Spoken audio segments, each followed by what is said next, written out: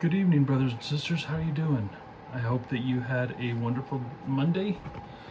I hope that you had a chance to spend time with the Lord and our Father in heaven this weekend. I hope you were able to renew your covenants. For me, unfortunately, I wasn't feeling well, so I stayed home. I think I just ate something bad, but I didn't want to risk it. It's just how I am. But I do hope that you are well, and everyone that were affected by the hurricane. I hope you guys are doing better. Today's chapters, 3rd Nephi chapter 24, and like the previous ones where it's Isaiah or Matthew, I'm not going to give much commentary on this because I want to save those for when I'm doing the Old Testament. We have lots of things we could talk about concerning this chapter, and that's what I'm going to focus on. It's just a few things that's in here. Now, why would you think that the Lord would want the words of Malachi, who was a prophet in the Old Testament, but he is the last prophet in the Old Testament? So the Nephites would not have had his words. So why would the Lord why would God want the words of Malachi to be spoken to the Nephites? Now, if we look today and tomorrow, we'll be going over the words of Malachi, chapters 3 and 4.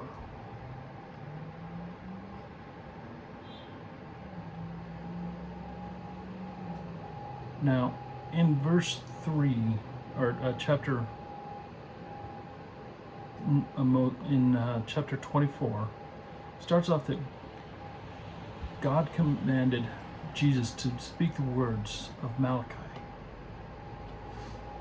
Now I want you to think about why God would want this. Now there's a few things here that I want to point out. Is one, this is word for word. So if you compare Malachi 3 to this, they are word to word. I don't find any Joseph Smith translations, so this part is highly unlikely pure according to the prophet Joseph Smith. Now, the first thing I want to talk about is starting in verse 2 and going to verse 3 and 4.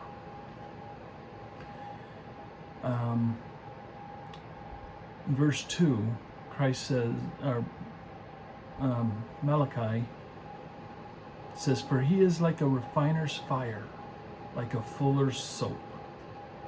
Now, most of us who grew up in the that I can tell, we all know what a refiner's fire is. A refiner's fire is to purify. If you watch some videos of what a refiner's fire is like, YouTube it. It's a very fascinating thing. But here's the thing. Not many people know what a fuller's soap is. Now, a fuller's soap is used to whiten the wool of sheep, and of course probably other animals as well, but it's to get it clean, because let's be honest, sheep aren't the cleanest things. But it's to clean it and get it ready to be sold. And they would do this out in a field away from anyone, because if you've ever smelt fuller soap, it's not the most attractive smell. That's why there's the term fuller's field, because they have to do it out in the middle because it just reeks so bad. So this is God's way of saying that he wants to purify. Now, I love what he says here. He says, and he shall sit as a refiner and a purifier of silver, and he shall purify the sons of Levi, and purge them as gold and silver, that they may offer unto the Lord an offering of righteousness. Now, does this sound familiar to you guys at all? Well, it should. Where is it? Here it is. Doctrine and Covenants 13. Let's go to that for a moment, shall we? Now, this is Doctrine and Covenants 13 is where Joseph Smith and Oliver Cowdery received the Aaronic priesthood. These are the words which I'm not. It's just one single verse, but the part I'm going to focus on is the latter half. It says, and this, meaning the Aaronic priesthood, shall never be taken again from the earth until the sons of Levi do offer again an offering unto the Lord in righteousness. Now, what does this mean? Now, if you're not aware of it, the Aaronic priesthood is actually an appendage to the Melchizedek priesthood. It was created when Israel rebelled against God in at Mount Sinai, when they didn't want to face God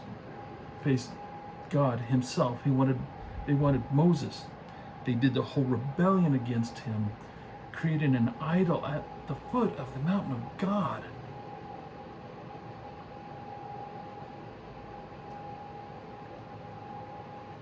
Can you imagine that? Before that, there was only one priesthood and one priesthood calling, and that was high priest. There was no other priesthood offices, elders, 70, all those didn't exist. It was only high priest.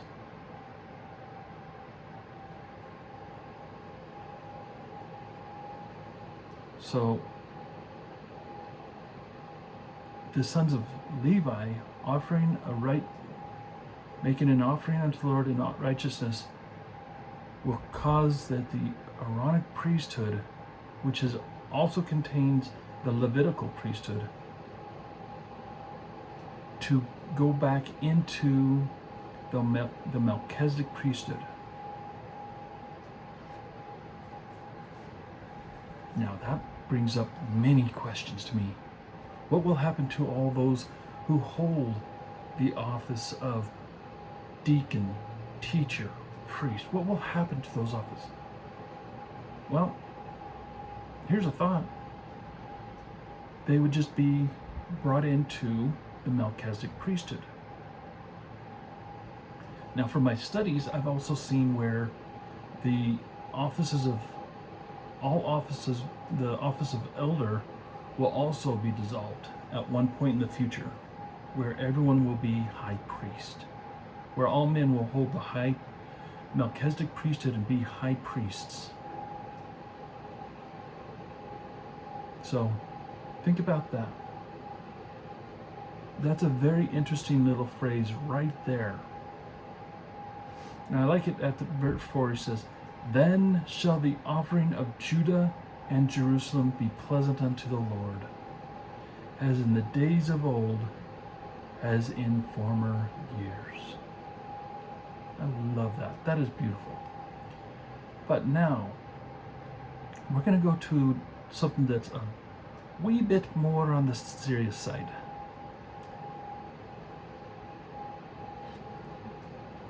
It says, even from the days of your fathers ye have gone away from mine ordinances. What ordinances? We'll get to that, I promise. And have not kept them. Return unto me, and I will return unto you, saith the Lord of hosts. But ye say, wherein shall we return? beautiful. Here's what the Lord's response is this. Will a man rob God? Yet ye have robbed me. But ye say, wherein have we robbed God? In tithes and offerings. Even if you look at this, tithing is a biblical principle which was practiced in the law of Moses. Why? Because men weren't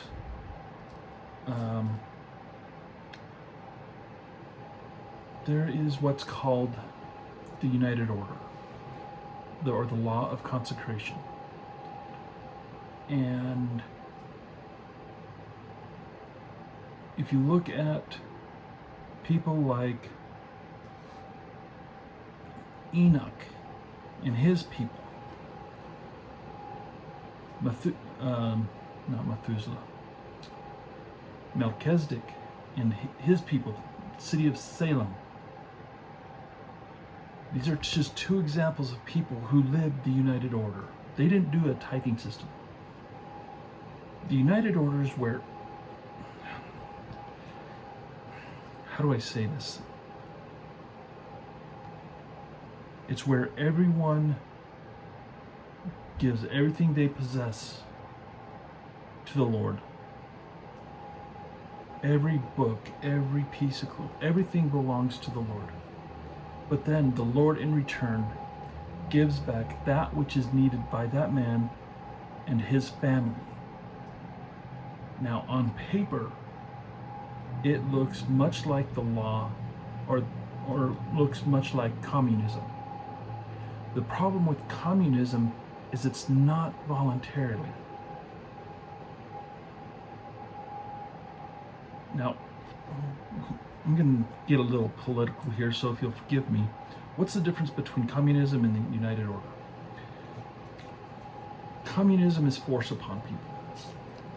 They take from the people, and the rich of those who are in charge receive the bounty of it. We can see many examples of it today.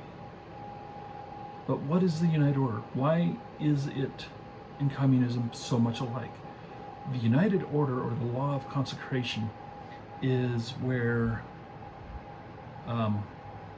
people will give their stuff, but here's the thing, it's of their own free will. Now the question comes, why? What would happen to those that decided to remove it? Well, at the time that the United Order is practiced in its fullness, that's not a thing.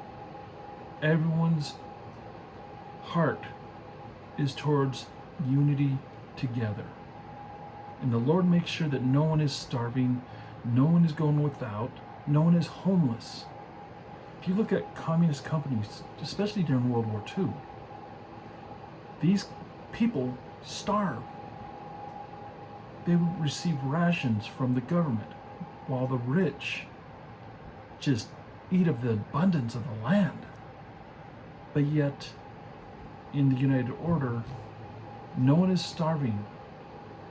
No one is going without.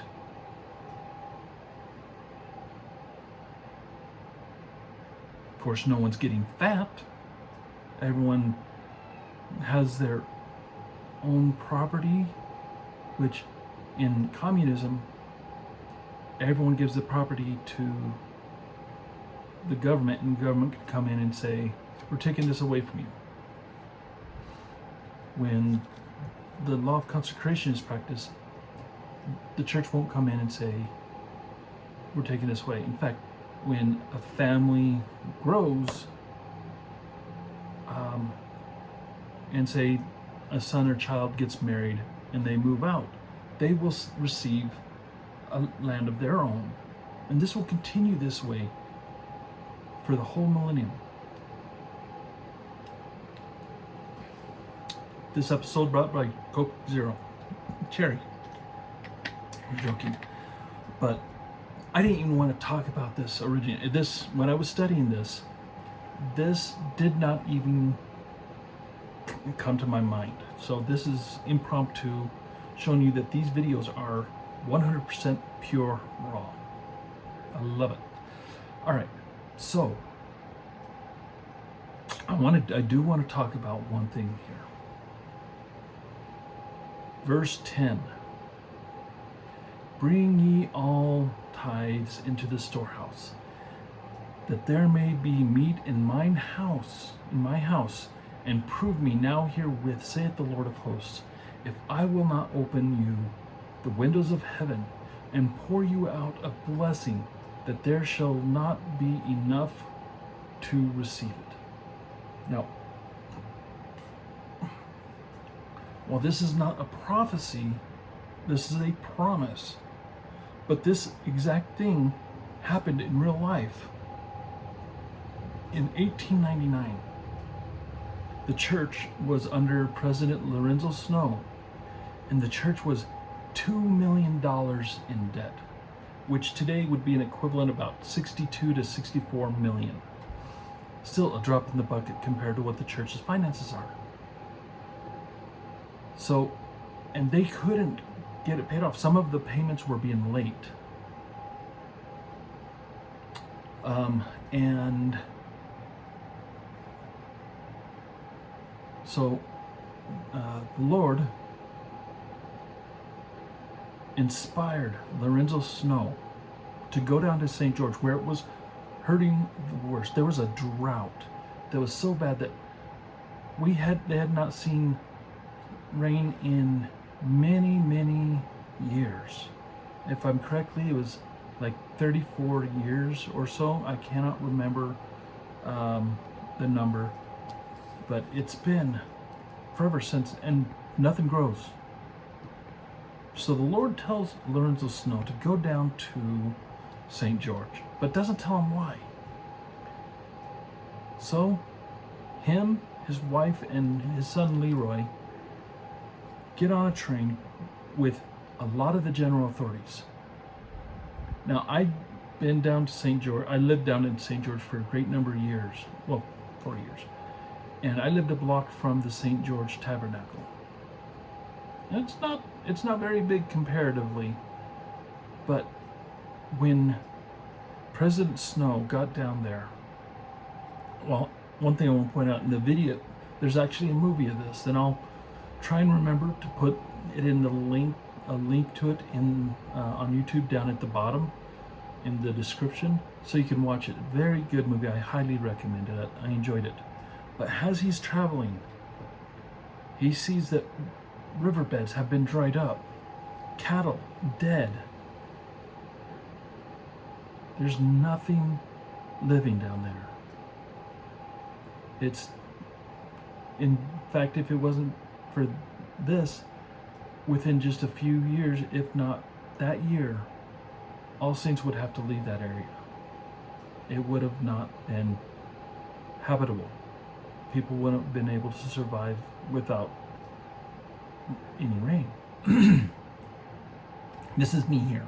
This is me saying this. But, so, President Snow goes down there, and he has a meeting at the St. George Tabernacle. And he's having difficulty talking, standing. And then while he's talking, all of a sudden he goes quiet for a minute, at least minute to 2 minutes. And then when he talks again, his voice has become robust. He stands, you actually see his shoulders relax. Let me pull up the words.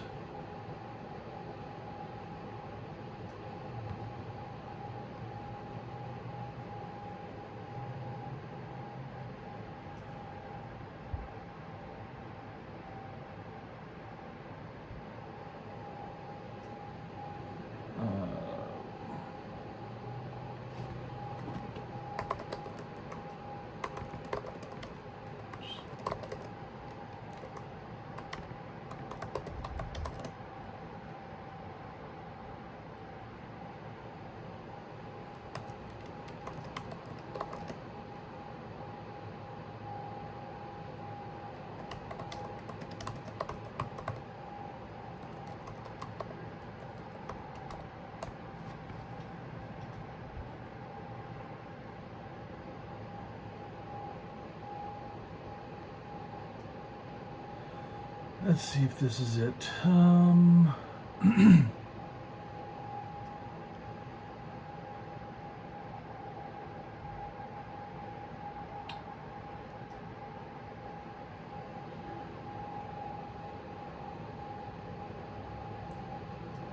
Okay, this can be found in Volume 3 of the Saints. If you like the books, great. But here's the words which he spoke. He starts off, "We can scarcely express the reason why we came. Yet, I presume the Lord will have somewhat to say to us."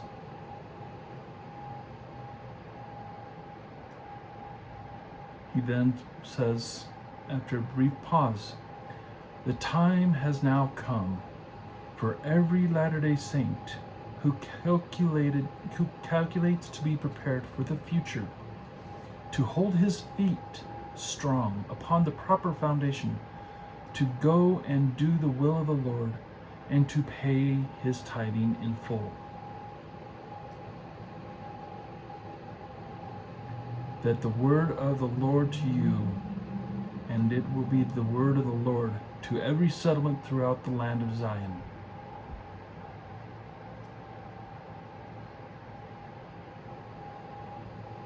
Where did that go to? Well, there's specific, those are good too, but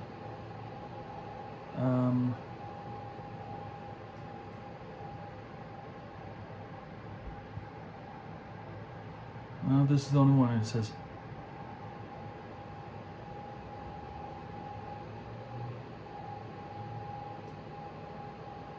"The time has now come for every Latter-day Saint who calls himself a saint to pay his tithing in full from this day forward, that in the word of the Lord to you, and it will be the word of the Lord to every settlement through the land." And so President Snow, his strength did not end there. He, on his way back to Salt Lake, he continued to stop at as many cities as he could. He stopped off at Cedar City and talked to them. Parowan, Beaver, Kanosh, Meadow, Fillmore, which Fillmore was, here's a historical fact, I believe Fillmore was the very first state capital of Utah, but then later was changed to Salt Lake. Holden, Scipio, and Nephi. Now, in the scene, people start giving up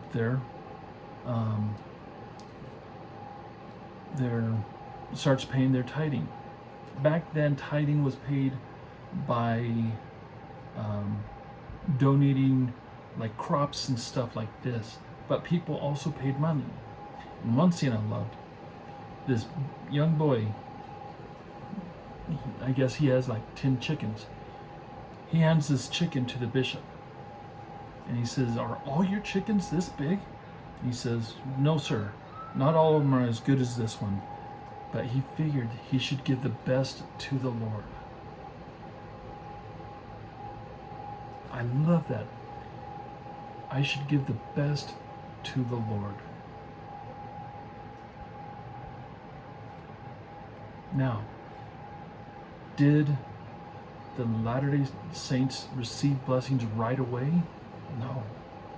No. But they had faith in the words. In fact, if you watch the video, people go out planting. They plant the corn, they plant whatever. And at one point, the bishop,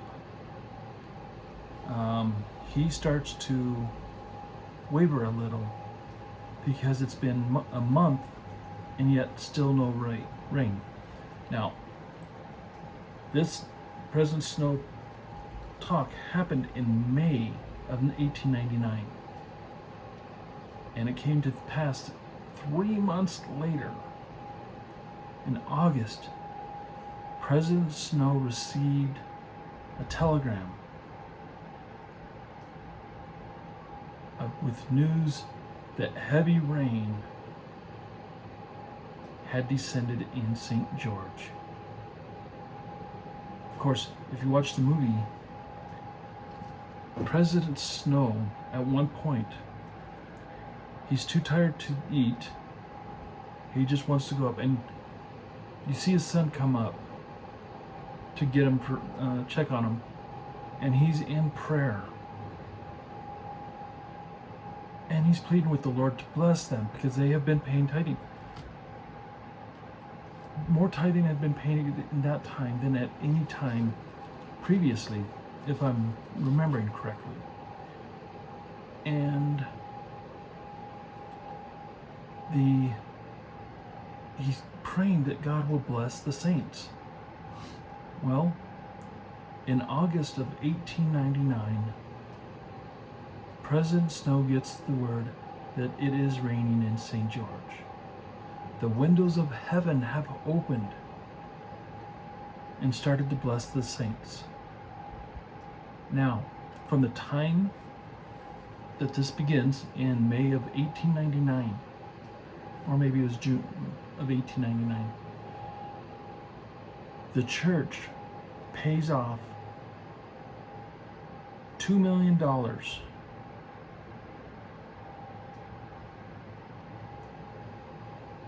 to all the debtors, and officially becomes out of debt in 1907, around 9 years later. 8.5, somewhere in there. Give it time.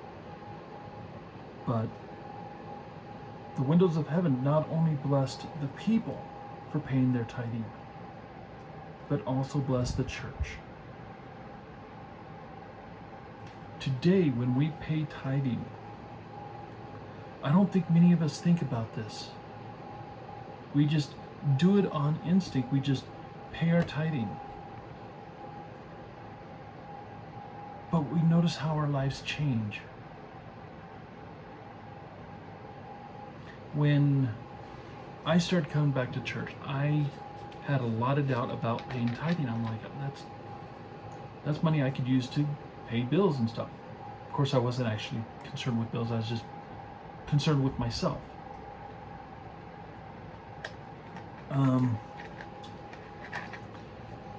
And then I read about the law of tithing, and I decided to put this into practice. And so I struggled with work. And the moment I started paying tithing, and it was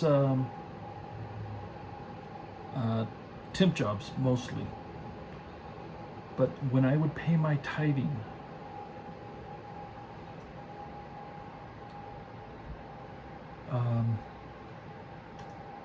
at the end of the job, when I got paid, that Monday I had work. This went on until I finally found full-time employment. And since then, there's been only a few times where I haven't paid tithing. But then I try and make up for it by paying extra in my tithing. So, paying tithing actually works. Now, come the millennium, we will not have to pay tithing. We will live the law of consecration fully. Are we living it now? Yeah, we are living it. We volunteer our time. Look at missionaries. They pay their own way. They volunteer their time to the preaching of the gospel. Bishops volunteer their time for running the individual wards. There are many times, in fact, in the temple, that's one of the things we agree upon, is to live the law of consecration. We are bound by it. Now, I want you to ask this question in your heart, and then I'll tell you a story.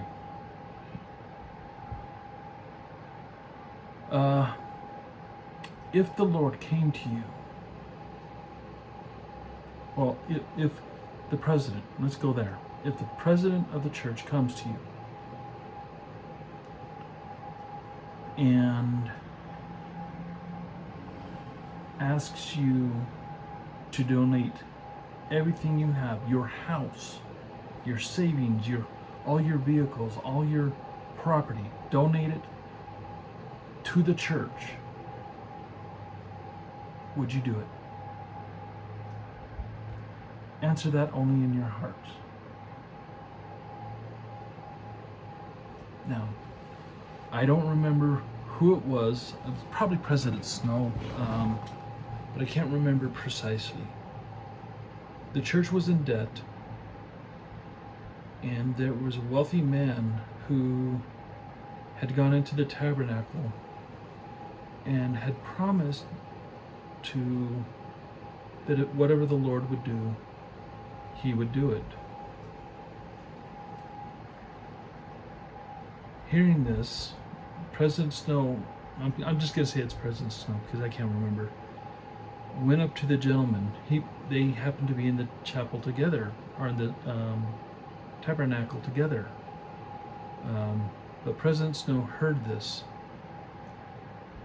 and waited till the man was done praying,